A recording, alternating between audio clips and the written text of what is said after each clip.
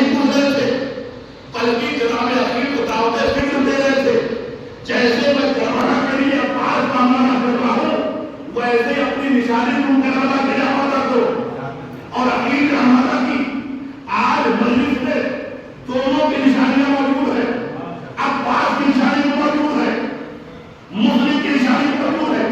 اسے کیا نشانی ہے؟ ہر مجلس میں دو چیزیں موجود، ایک نشانی عباس کی ہے، ایک نشانی مسلم کی ہے.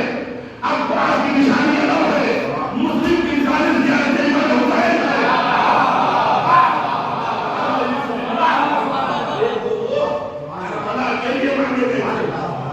دونوں کی یاد ہر مجلس میں کی جاتی ہے.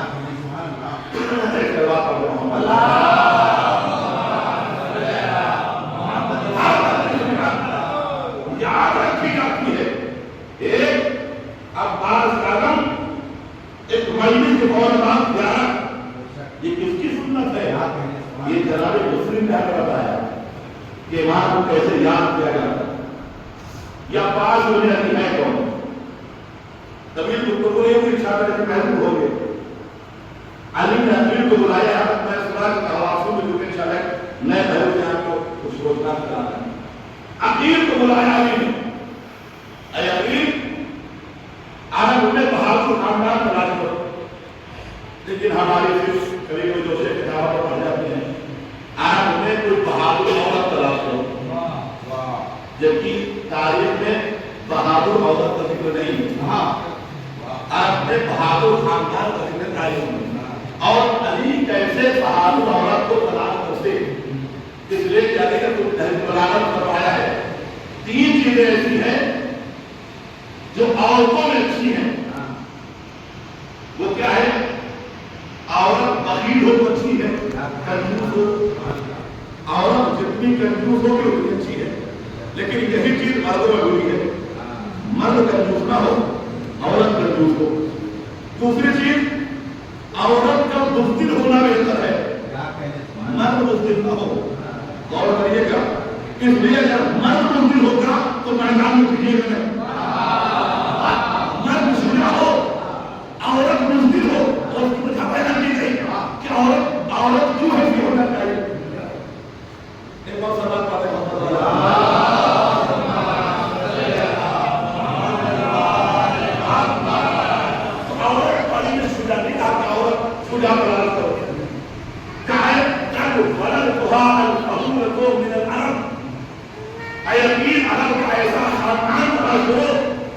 جس کی عورت کو کسی بہادر مرد نے پیدا کیا ہو. اور اگر علی یہ کہتے کسی بہادر عورت کو تلاش کرو تو آپ بتائیے سب سے بہادر عورت کیا نام کرتا. اگر علی یہ کہتے تھے سب سے بہادر عورت تلاش کرو تو آپ بتائیے سب سے بہادر عورت کون ہوگی. تو تعلیم ملتی اس سے بڑی بہادر کون ہو سکتی ہے تو خود علی کے مقابلے.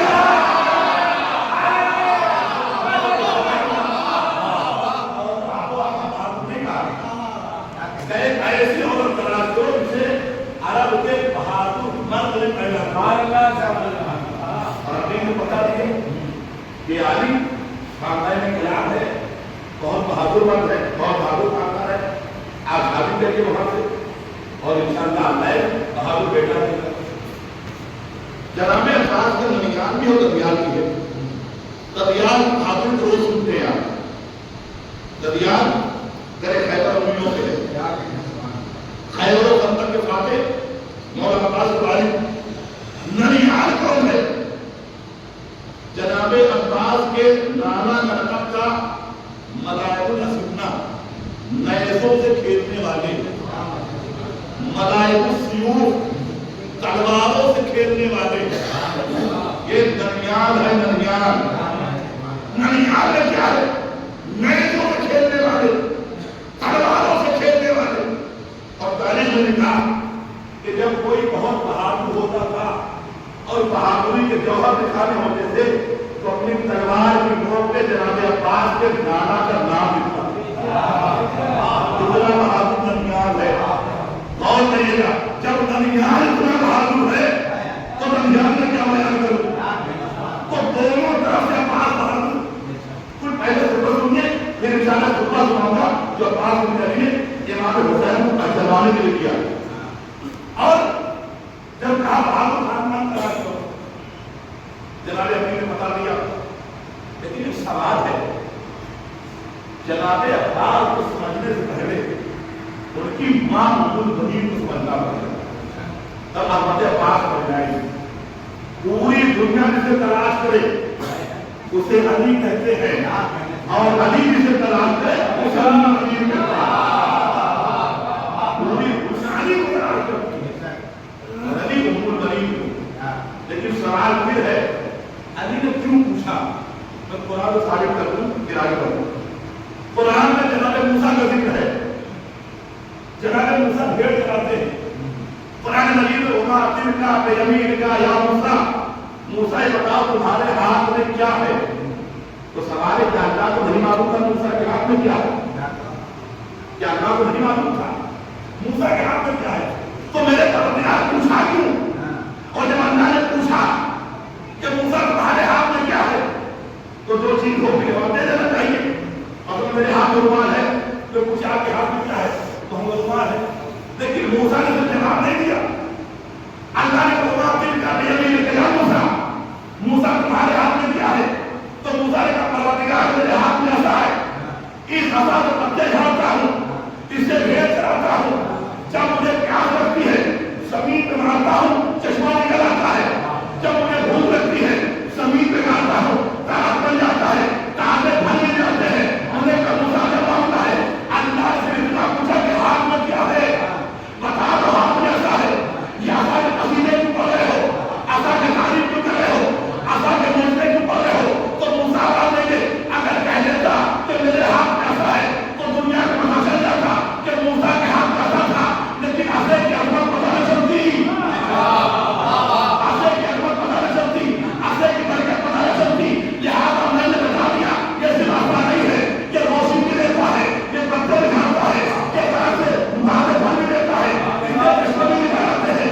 اسی لیے اگر علی عقیل سے نہ پوچھتے تو تاریخ لکھ دیتی ہاں علی کے شریک حیات کا نام ام المؤمنین بھی ہے. تو وہ پتہ چل جاتا ام المؤمنین علی کی شریک حیات ہے، لیکن حضرت ام المؤمنین پتہ نہ چلتی. ام المؤمنین کسے کہتے ہیں؟ ام المؤمنین اسے کہتے ہیں جسے علی تلاش کرے. اب جب شادی ہوئی گھر میں آئی تو علی کے اس دعا کو سے عباس کہتے ہیں، علی کے حوالے کیا. اور جب عباس کائنات میں آئے تو غازی کے دو کپڑے مشہور ہیں. ایک علمدار، ایک وفادار. دو لقب بہت مشہور، ایک علمدار ایک وفادار. میں نے کبھی بھی یہ علمدار ہے اس لیے کہ باپ کا ورثہ ملا ہے. یہ علم بڑی تعریف ہے اس کی. جعفر سے علی تک آیا، علی سے عباس تک آیا تو علمدار بلکہ باپ علمدار تھا. دیکھ کے ورثہ ملا. لیکن بیوی یہ بتائیے اسے وفادار کس نے بنایا؟ تو ام المؤمنین نے کہا وفادار میں نے بنایا ہے. میں نے کہا بیوی جب یہ علمدار تھا تو آپ نے وفادار کو بنایا. کہا سنو کبھی بھی جنگ صرف علمداری سے نہیں جیتی جاتی. اور جنگ کبھی بھی صرف علمداری سے نہیں جیتی جاتی. جب تک علمداری کے ساتھ وفاداری ہو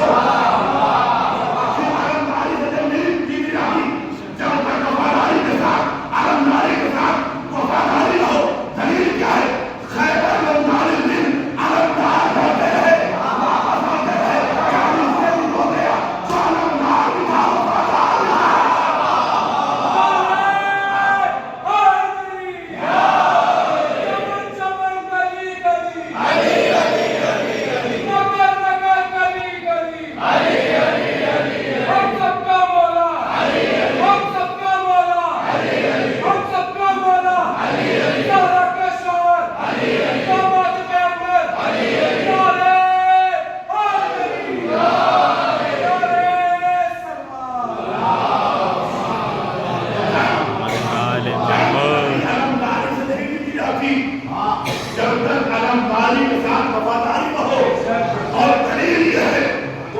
40 दिन अलमदार जाते रहे, कभी अलमदार है लश्कर भागा, कभी लश्कर है अलमदार भागा, और 40 दिन हो गया तो अलमदार भी था, वफादार भी था, और जंग जीत के बताया।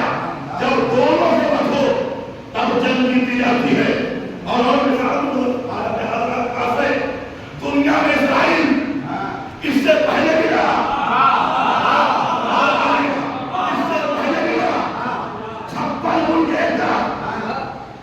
ये क्यों हार गए? इस्राइल क्यों जीत गए इससे पहले? दलील दे दूं, 56 मुल्क वो थे जो झंडे वाले थे।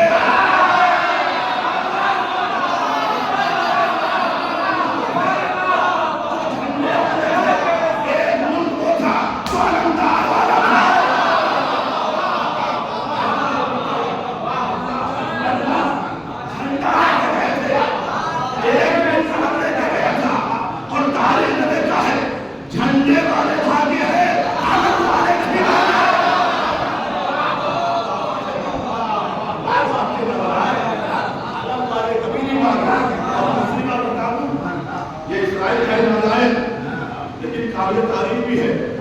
क्यों? मुहर्रम से 2 दिन पहले से इस्राइल कर दिया। क्यों कर दिया? मुहर्रम से 2 दिन पहले जंग नहीं होगी। वो जानते थे अभी ये लोग यहूदी समझ के मार रहे हैं।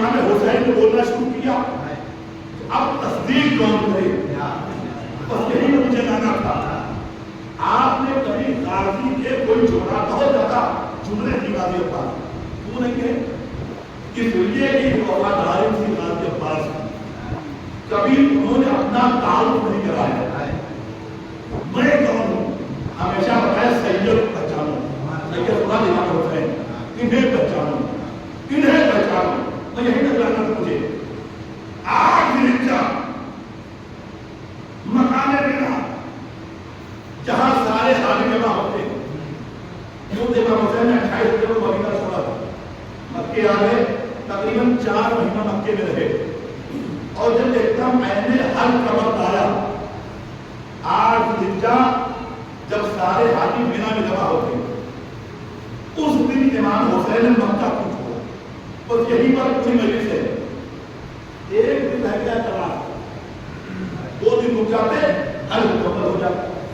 جب ہم جیسا ناقص العلم اپنی نماز نہیں چھوڑتا ہے، حج درگاہ نہیں چھوڑتا ہے، تو جو وارث اسلام تھے جو 4 مہینہ مکے میں رہے تو 2 دن اور رہ رہے تھے، حج مکمل کر رہے تھے، کر کے چلے جاتے۔ یہ عین حج کے دن حسین نے مکہ کیوں چھوڑا؟ مکہ کسے کہتے ہیں؟ قرآن مجید میں آئے ومن دخلہ کان آمنا، جو حرم میں داخل ہو گیا وہ امان پا گیا، یا اگر مچھر آ جائے، مکھی آ جائے، جو آ جائے، پھٹمل آ جائے، کوئی جانور حدود حرم میں آ گیا تو وہ امان پا گیا، اسے کوئی مار نہیں سکتا۔ یہاں کی اگر حرم میں گھاس بھی ہے تو آپ گھاس بھی نہیں توڑ سکتے۔ تو جب حرم کے اندر اتنا امان تھا تو امام حسین نے کہا جب حرم امن کی جگہ ہے، یہاں کسی کو کوئی اذیت نہیں دے سکتا، لیکن اسی حرم میں حسین کو قتل کرنے کے لیے آستینوں میں خنجر چھپا کے لائے گئے، اور میں کل بتایا تھا آستین وہی چھپاتے ہیں جن کے ہاتھ بندے ہوتے ہیں۔ اب امام نے دیکھا دیکھیے کربلا کے تاریخ میں تحریری کو بنی، امام حرم میں ہے، کیا دیکھا کہ یہاں قاتل آ رہے ہیں، اور شام میں شادو بچے گے، شام میں وہاں سے 3 گروہ کربلا بھیجے گئے مکے، 3 گروہ۔ پہلا گروہ اسے یہ حکم دیا گیا تم جاؤ مکے، وہاں حسین اور ان کی اولاد ہوگی، تم مکے جاتے ہی امام حسین ان کی اولاد کو قتل کر دینا۔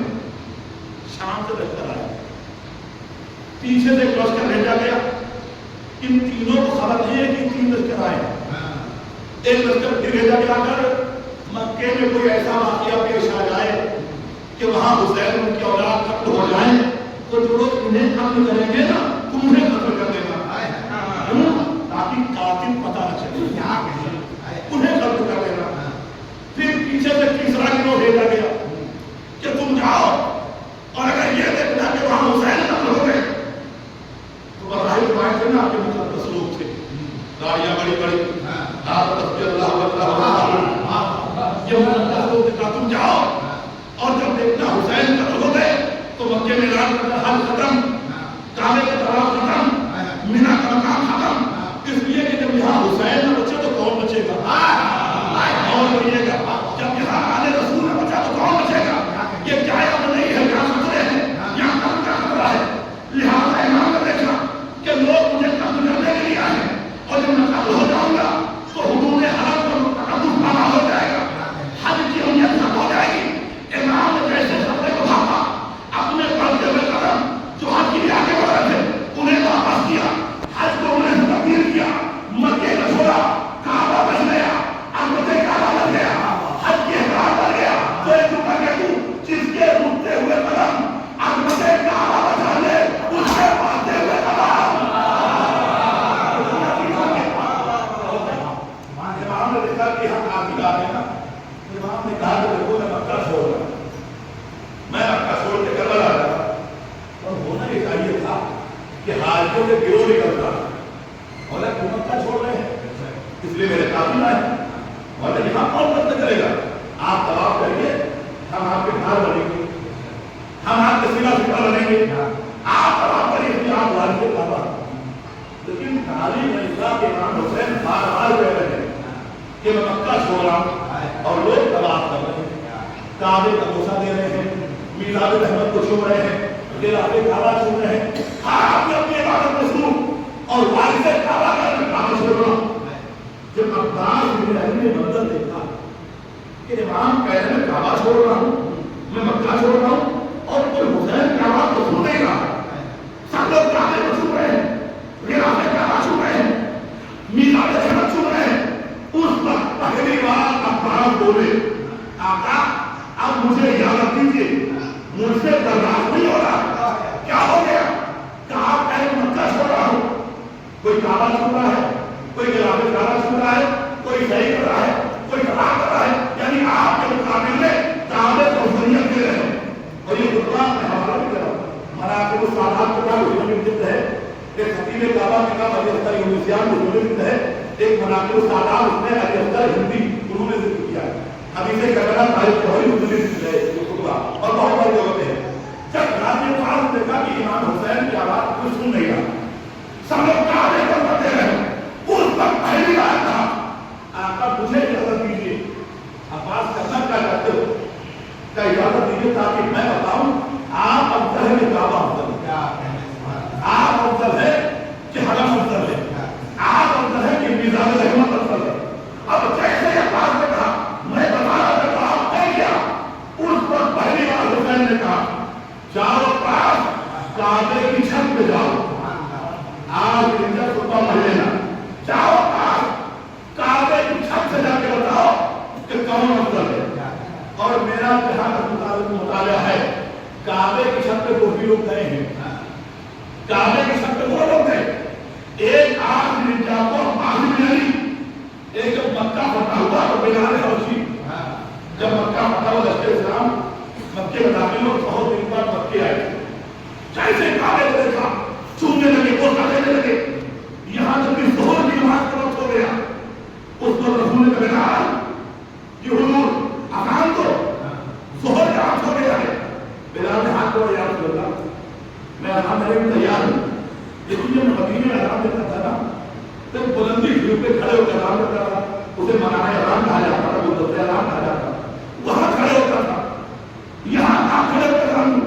اس پر رسول نے کہا ارفعنا ظہر الکعبہ, بلال تم کعبے کی چھت پہ جاؤ.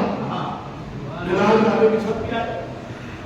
اب رسول کے بلال اذان دو, بلال ابھی اذان نہیں دے رہے, بلال اذان دو.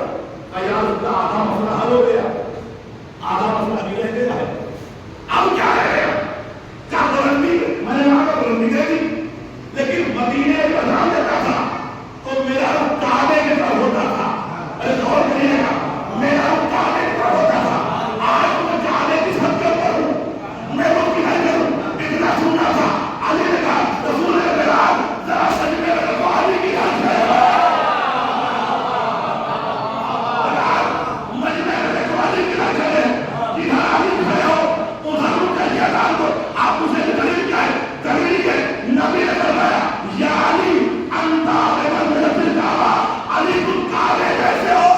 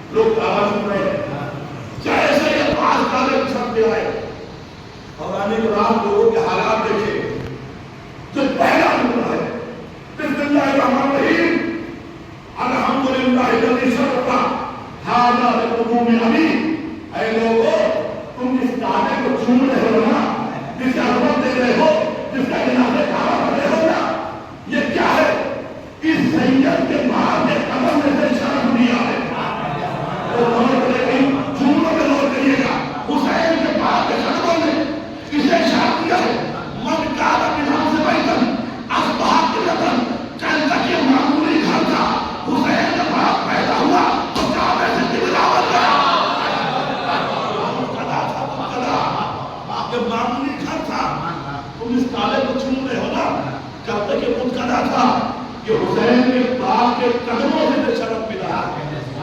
جب تک معمولی گھر تھا علی پیدا ہوئے کعبہ قبلہ بن گیا. اور سامنے کون ہے؟ سارے حاجی دمال کر رہے ہیں, احرام باندھے ہیں, صحیح کر رہے ہیں, مشغول عبادت ہیں. لیکن میں مسجد پڑھ رہا ہوں تو متوجہ کرنے کا الگ الگ انداز ہوتا ہے. جب کوئی مسجد پڑھتا ہے تو کہ دادا دارو ماتم دارو خطبہ دیتا تو مومنوں متقیوں, اور کوئی کہتا بھائیوں بہنوں.